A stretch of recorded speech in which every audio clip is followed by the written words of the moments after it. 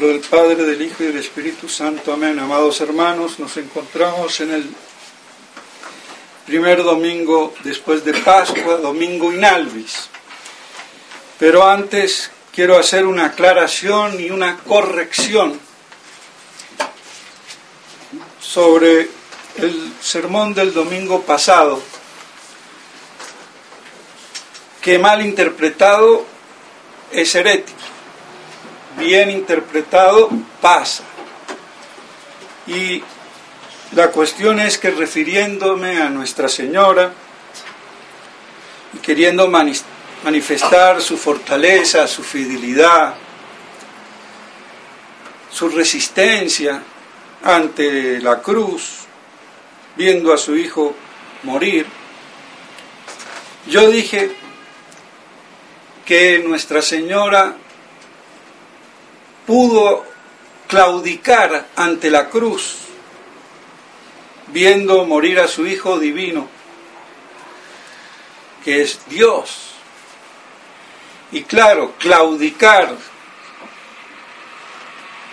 es impreciso, es equívoco, porque si yo entiendo que no claudicó porque no se desmayó, porque no se desvaneció, pues pasa. Pero si yo entiendo por claudicar que pudo perder la fe, por decirlo así, tremenda herejía, y Dios me perdone. Entonces, para evitar eso, pues lo aclaro. Pues bien, entonces, interpretarlo en el sentido que pasa, que no desfalleció, que no se desanimó, que no se derrumbó, como una madre naturalmente ante semejante desastre, pero no en el sentido de que pudo claudicar en la fe, porque eso sería completamente herético. Es la Inmaculada, no hay pecado en ella, ni podía haber pecado en ella, ni cometer ningún pecado, ni venial. Entonces, menos que se dé la posibilidad que pudiera claudicar en la fe. Eso sería una desastrosa herejía.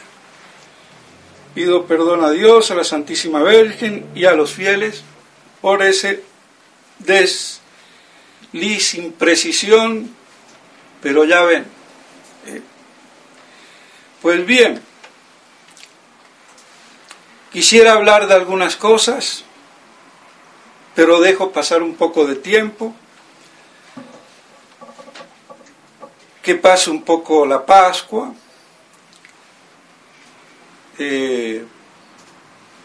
Es claro que estoy siendo vetado. De todos modos, los artículos que no han sido publicados, ya los fieles saben dónde conseguirlos, en los sitios por internet, de YouTube, en la página. Y no es que me esté haciendo propaganda, pero es bueno saber que hay una página donde salen no solamente todos los sermones,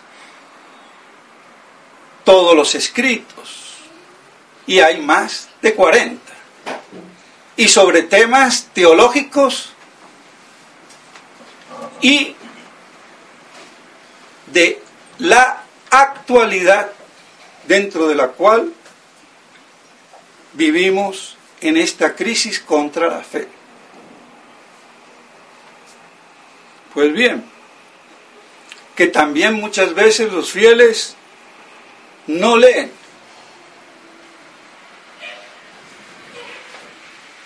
Y una cosa es preguntar por no leer, es ignorancia. Si está escrito, lea. Después, que haya dudas, que pregunten bien. Hay muchas cosas que yo doy archisabidas, porque no las digo de hoy, las he dicho desde hace 20, 15 años. Y a ver quién otro tanto puede decir lo mismo, sin estar chiflado ni loquito, y con argumentos teológicos. Y no inventándose nada, pero bueno, de todos modos, aprovechemos este Domingo in Albis, que se llama así, que viene después del Sábado in Albis, donde antiguamente en la iglesia de Letrán deponían, después de ambular con la vestidura blanca, los neófitos recién bautizados. Y por eso de ahí el nombre in albis, que es blanco, la vestidura blanca que deponían el sábado los recién bautizados, como símbolo de la pureza que habían recibido por la regeneración en el bautismo, que es una regeneración sobrenatural, es una recreación, como lo dice Santo Tomás. Pues bien, y vemos cómo la incredulidad de Santo Tomás, Didimo, el gemelo,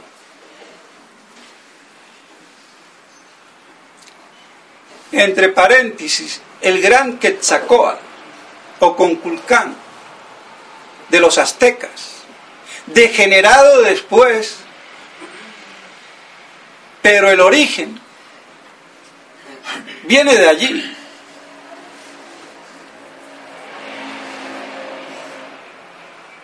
Y por eso, bueno, conviene también leer e investigar, pero tiene su fundamento. Y la cruz de Huatulco, en México, yo ya he hablado de eso, pero lo recuerdo. Después degeneró, como todo gran mito, degenera de una verdad primigenia. Por ejemplo, el Olimpo, los dioses del Olimpo, la mitología griega, ¿de dónde viene? Es la degeneración de la revelación primitiva, como el mismo paganismo. Es la apostasía de la revelación primitiva, hecha a Adán. La cábala judía, pervertida y fuente de la gnosis, bajo la impronta judaica, es de la revelación primitiva hecha a Adán. Entonces hay una verdadera cábala que es tradición, que degeneró, y por eso ahora al hablar de cábala es peyorativo, pero eso lo explica muy bien el padre Membiel. Pues bien, entonces vemos cómo se corrompen las cosas, se degeneran. Y lo mismo puede pasar con nuestra fe, y hoy lo vemos. Todo este modernismo es corrupción de la fe. Y la iglesia del anticristo o contraiglesia, sinagoga de Satanás, es la corrupción de la iglesia católica, de la jerarquía católica, del dogma católico. No es un ateísmo vulgar que niega a Dios, sino que corrompe el concepto de Dios, corrompe el concepto de iglesia, el concepto de fe, el concepto de dogma, el concepto de la verdad.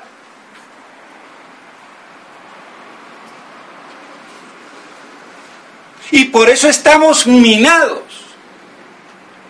intelectualmente. Y por eso se quiere corromper por doquier. Incluso el concepto de la verdad en el orden natural.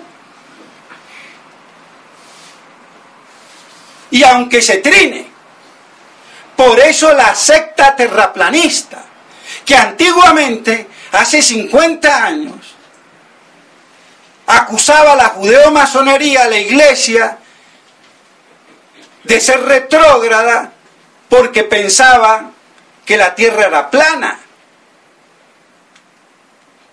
Y ahora resulta que me dicen lo contrario. Y con el cuento del complot, claro que hay un complot, pero yo no puedo complotizar todo, judaizar todo, porque entonces soy parte de la judaización y del complotismo, idiota y servilmente. Porque esa es la dialéctica hegeliana, judaico-masónica. La tesis y la antítesis. Y por eso hay que buscar la verdad. Y es increíble. Lo digo porque hay una cantidad de fieles que hacen de eso de la tierra plana casi un dogma. Y si un sacerdote probo como yo le digo, mire mi hijo o mi hija, eso es un error en el orden físico, dejan de venir a misa, entonces están haciendo de eso una cuestión religiosa, luego secta. Ahí está la prueba. Y sacerdotes. Ahora de esto voy a hablar más adelante, porque Santo Tomás también habló.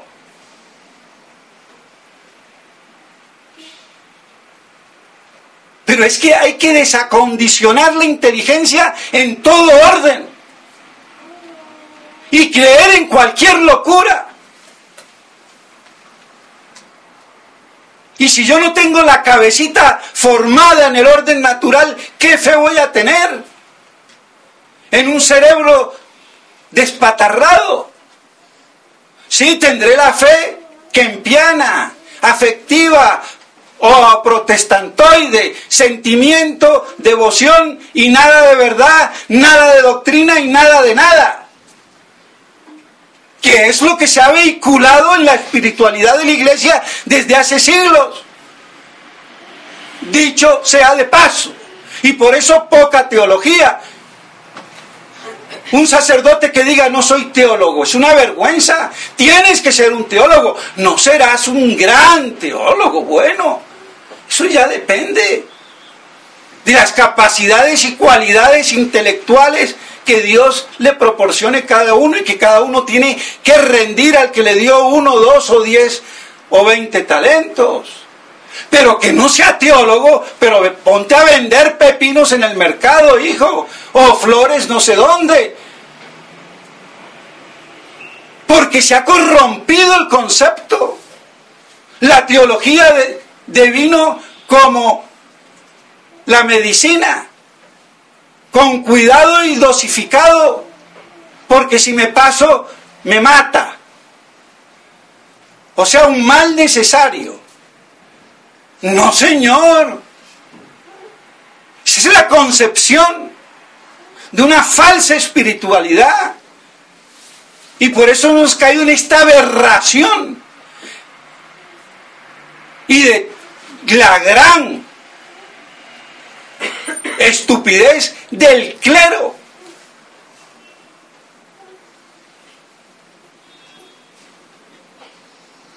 Claro, la inteligencia es mala. O casi pecado, es orgullo. Tú reza, pero no investigues, te preguntes qué es la Trinidad. Eso es lo que dice el Kempis. Afectado por el nominalismo voluntarista de la época, que tiene más de 1000 años, porque el nominalismo no es de hoy.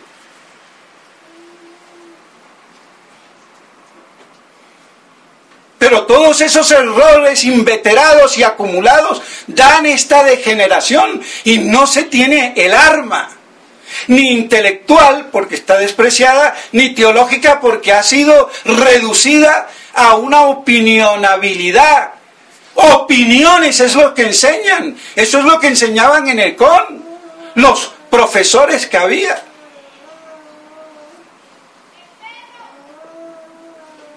La opinión del uno y la opinión del otro, eso no es ciencia, conocimiento cierto por las causas. Otra cosa es opinión. sobre un particular de un punto determinado de una ciencia cierta, que es muy distinto.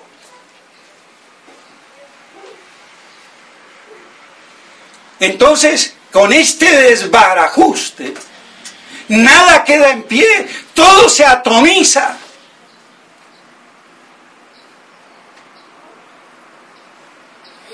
Y si a eso le sumamos nuestra inveterada estupidez por la misma condición humana, pues bueno, ¿qué va a quedar de esto? Es por eso que si nuestro Señor no se apura, no se salvaría nadie. Cada curito leguleyo de su estupidez. ¿Quién sustenta con teología? Y cuando hablo de teología, de la única posible y verdadera, la de Santo Tomás de Aquino, doctor común de la Iglesia, y maestro y doctor en el Concilio de Trento, y punto. Pero es que hasta el tomismo, o los que se dicen tomistas,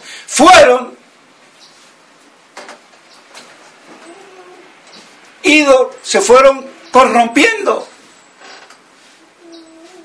porque no llegaron a comprender a Santo Tomás, comprendieron un medio Santo Tomás.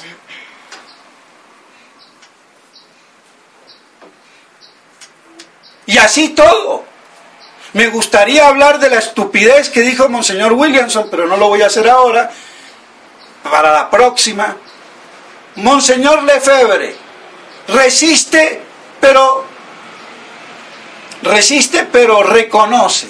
No es tonto, el tonto eres tú.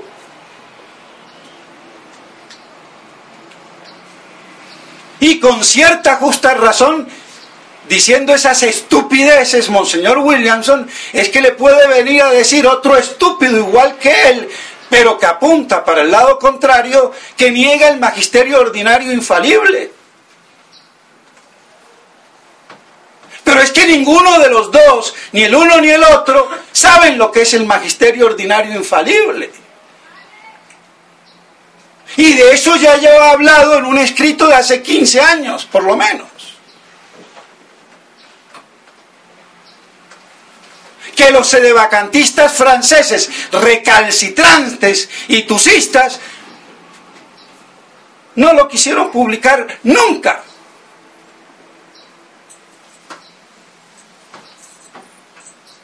Y ahora con todo este cuento, vean cómo arden las cosas. Aparentemente está muy calmado, pero ya está bueno.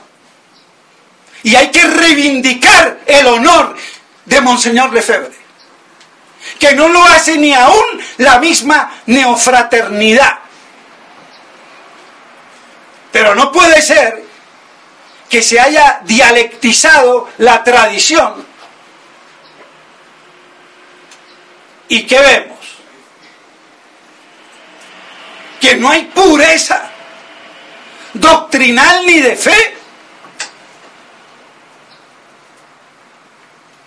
Y a Monseñor Lefebvre, muy fácil criticarlo, pero vaya y critique a un tusista, o a Godin-Tuc, o al responsable de todo, al padre Gerard de Laurier, y saltan.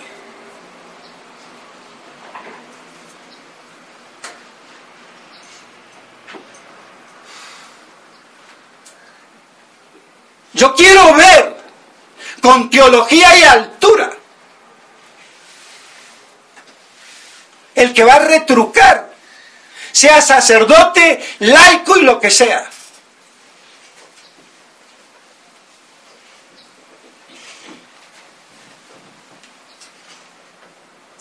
Así de claro. Y si está bien la cosa, eso ayuda.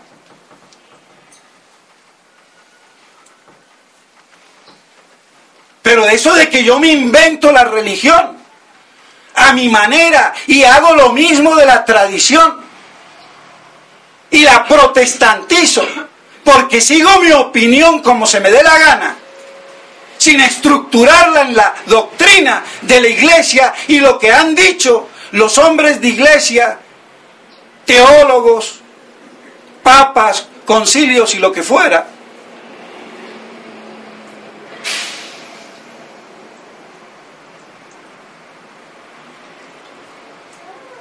entonces hay que poner los puntos sobre las íes. Lo que pasa es que muy pocos han profundizado el tema y han seguido un principio dogmatizándolo, que es falso. Y es lo que hace Monseñor Williamson también. Pero lo hace lo mismo al otro que él pretende refutar.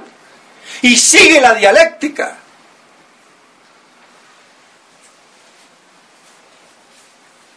Pues vemos la importancia entonces de la fe. Y cómo este apóstol no creía, Didimo, perdido ese día, pero apareció en la otra vez que apareció nuestro Señor y le dijo: ven acá, mete tu dedo, mira las llagas, y bienaventurado el que cree sin ver. Señor mío, Dios mío, cayó el otro. Bueno, veía al hombre, creyó en la divinidad, porque creer siempre es de lo que no se ve, porque es de las cosas de Dios que son el misterio de Dios que no vemos. Por eso se dice que es la sustancia de las cosas que no se ven y que esperamos verlas algún día en el cielo, en la visión beatífica.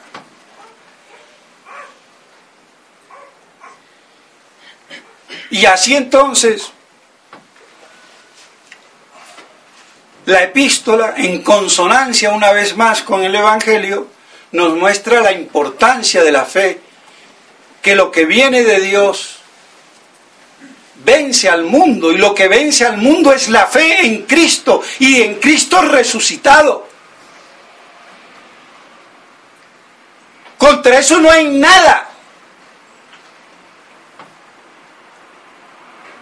Aunque toque pasar por este desmadre eclesiástico que prácticamente destruye los fundamentos de la fe y de la Iglesia, como ya lo anticipó San Pío X.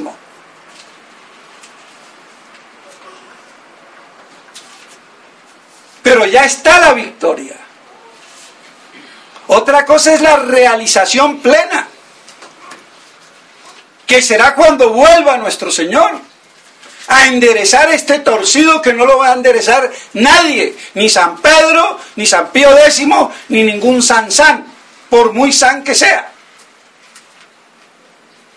Porque esto ya se escapó por la dimensión y la profundidad de la corrupción del poder humano. Y pareciera que esa como si fuera una de las excusas para que nuestro Señor venga.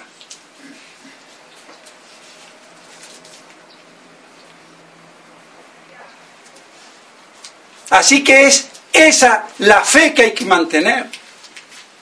Y en la Iglesia católica, apostólica y romana, no en cualquier iglesia de garaje.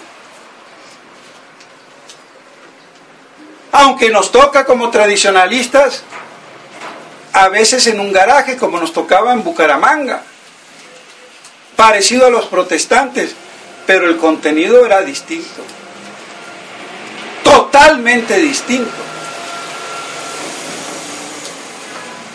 Entonces la fe que vence al mundo. Y por eso, mis estimados hermanos, por mucho desastre que haya, hay que tener presente el mensaje de Pascua, la alegría Hay que aprender a sufrir con alegría. Nuestro Señor mismo, que sufrió, mi alma está entristecida hasta la muerte. ¿Qué más puede decir?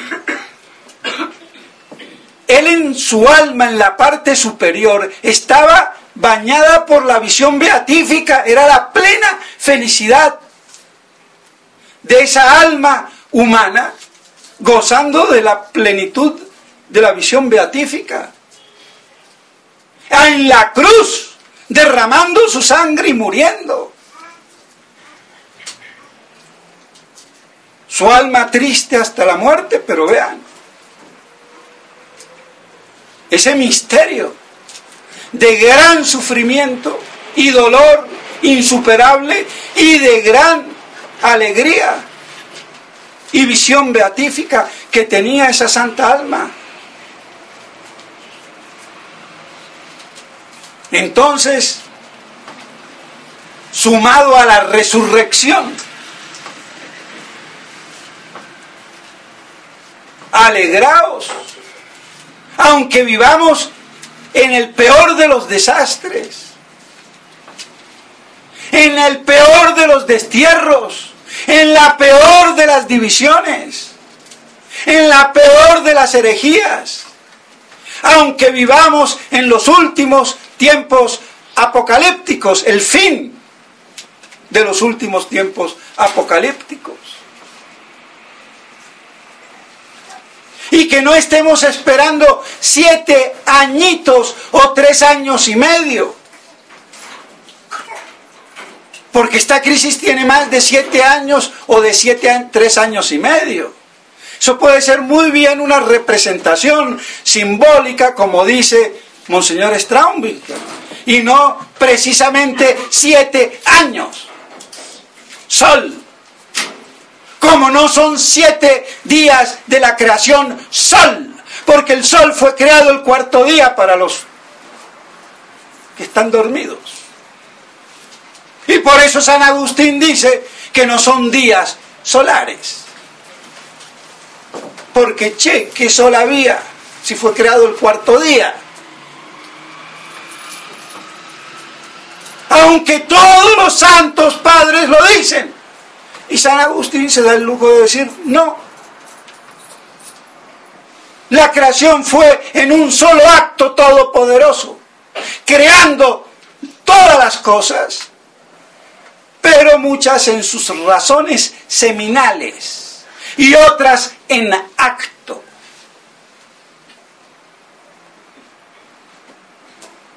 Pero eso ni se sabe. Los fieles no se diga, pobre, pero si los curas no lo saben. Y Santo Tomás de Aquino pondera tanto la teoría de San Agustín como la de todos los otros en contra. Y bueno, ya ven. Entonces me preguntarán, ¿y qué significarán los 6 días? Será en otro sermoncito, porque si no me voy a extender. Pero era el conocimiento matutino y vespertino que tenían los ángeles. Y la manifestación que estaba haciendo de esa obra. Bueno, de todos modos, vemos cómo, mis estimados hermanos, es importante esa alegría. Y yo no es que quiera decir como un francés que me dijo, preguntándole yo por qué el gallo representaba a los franceses, porque a mí me parece un animal gallito, por muy gallo de pelea, pero no es un león. A mí que no me pongan de gallo, a mí pónganme de león o de águila. Y bueno, gallito, ¿por qué? Dice, porque es el único animal que canta en medio de la crema chantilly. Entiendan crema chantilly para no decir la otra palabrita, que se parece al chocolate, pero no es chocolate. Y digo, bueno, por ese lado está bien. entonces seamos como los gallos. Aprendamos a cantar en medio del estiércol en que nos toca vivir, nos guste o no nos guste, pero con esa felicidad sobrenatural de la victoria, aunque nos toque lo peor. A eso debemos de estar preparados, en el ámbito que sea. Y así entonces tener verdadera alegría en el peor y más desastroso de los sufrimientos. Y así identificarnos con Cristo en la cruz. Y podernos así identificar con Cristo resucitado. Esperando, si somos fieles, en el fervor, el amor y la fe, esa fe amorosa,